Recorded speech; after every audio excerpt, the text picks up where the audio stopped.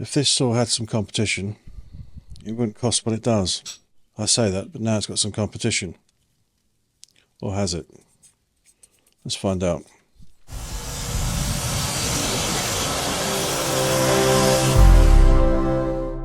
Now, are you sitting comfortably? Good. Then we'll begin. Fret saws, coping saws. A fret saw is a bow saw used for intricate work that incorporates tight curves. The tool takes its name from its use in fretwork. A coping saw is also a bow saw used to cut intricate shapes in woodworking or carpentry, widely used to cut mouldings to create coped rather than mitre joints.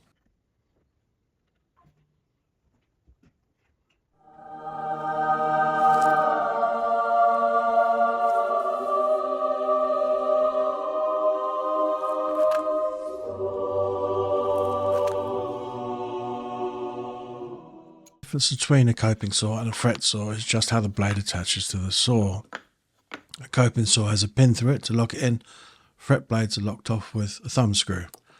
I used a coping saw once and found when I went to use it, it didn't fit the cut of a dovetail saw. It marred the tails and near twice the work removing the waste. So I bought the concept saw, and since then I've never used the coping saw again, till now, that is. For me, a fret saw does both jobs and in one tool. Not that I use Japanese dovetail saws, but the coping saw blade is too big to get down the curved cut of a Japanese saw. Yes, you are tight like a tiger.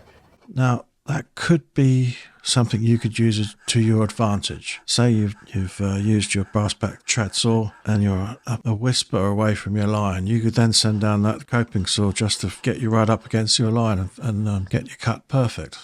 It's not to say that you can't make this cut in one sitting with a coping saw, but you can easily make a dog's dinner out of your dovetails trying. The concept saw I bought, aka the throat goat, I didn't have to angle the blade on wide boards for obvious reasons.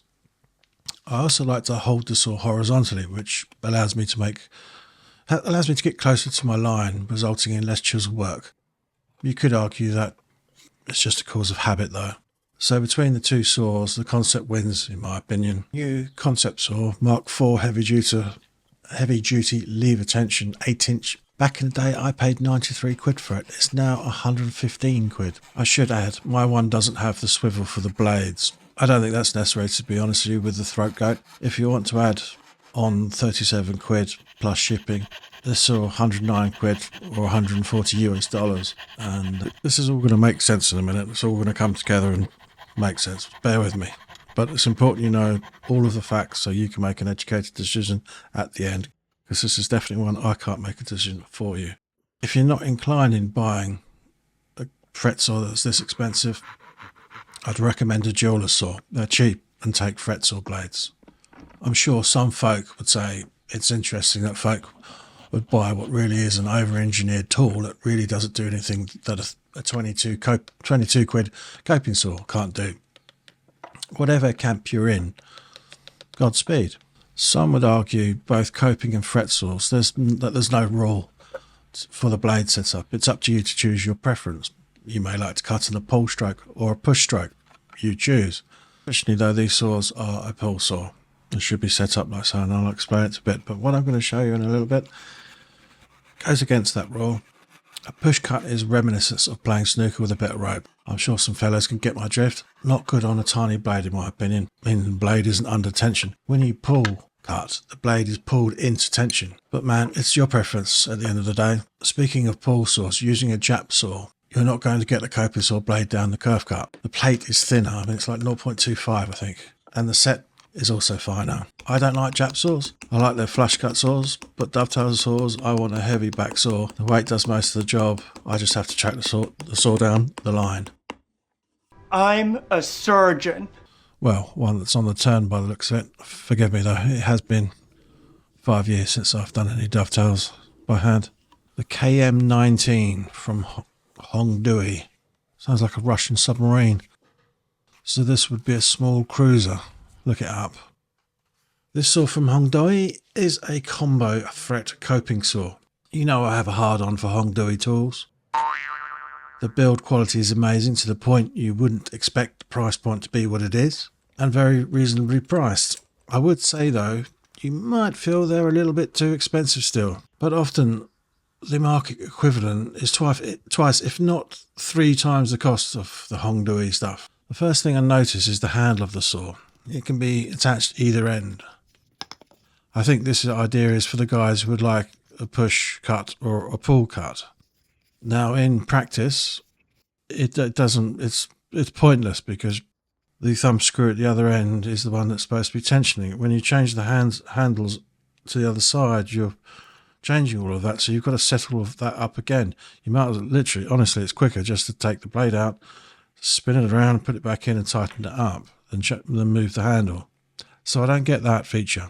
The handle, which is often my bone of contention, most peeps just use beech. But for this kind of price point, I want some nice looking wood, some nice looking hardwood, you know. It's the same deal with the concept saw, the hammer, etc. If I can, I usually make a new handle out of something nice, like I did with this little mallet, changing the blade on this, just loosen the handle on the knob at the other end and replace it. It's all in the instructions.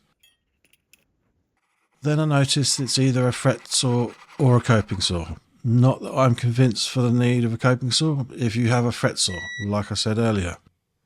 I couldn't give a fuck about this feature. I'm not on site, coping in architrave or the likes.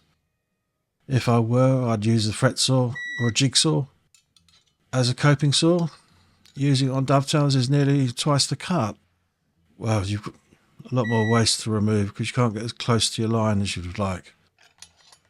The frame of this saw caught my eye, that's for sure. 70-75 aerospace grade aluminium. It's built like a brick house. So it's going to have a much higher tension than a standard coping saw. The mountain men will love this. He's got a real pretty mouth, ain't he?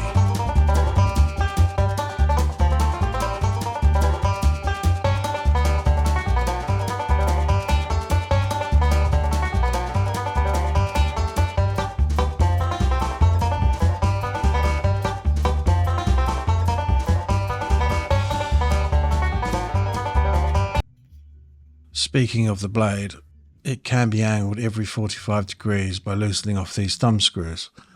Set it to the 45 you want and lock them off. I think it was Blue Spruce that came up with the idea of the blade rotation mechanism. They also made it with a nice handle too. I think that's discontinued, I believe. That saw was a staggering $300 plus US. That's crazy money for a coping saw. If you need to do some really tight curves, you can leave all these loose and you can now cut freely. I'm going to go and have a play with this tool and I'll report back. What really blew our minds on this saw was the sheer tension you can get on it. Generally these saws are supposed to be a pull saw. Some of you, and I think this saw is aimed for you guys that like a push saw. So we tested it. So we've got the blade set up as a push saw, and you'll see.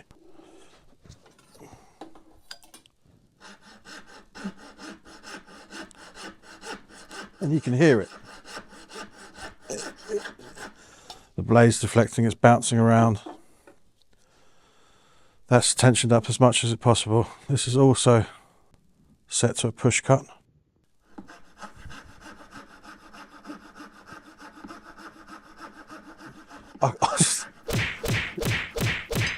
I cannot tell the difference between this blade being on a pull or a push cut. That's quite impressive.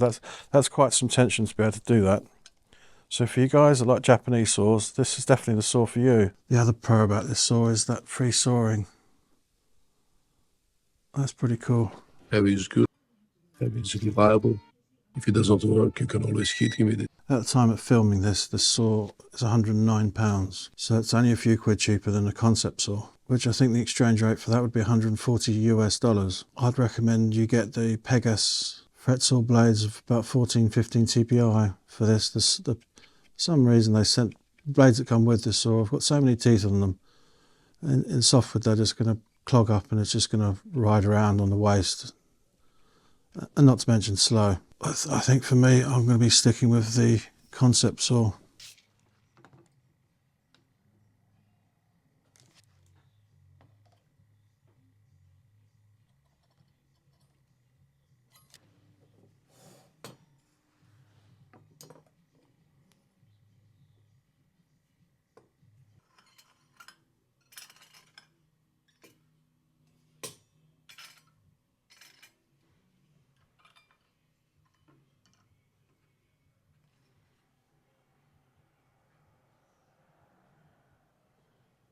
If you could just make this bigger,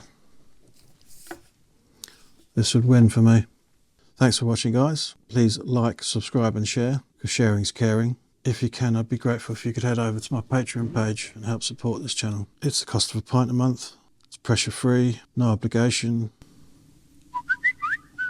You don't have to listen to Josh's phone.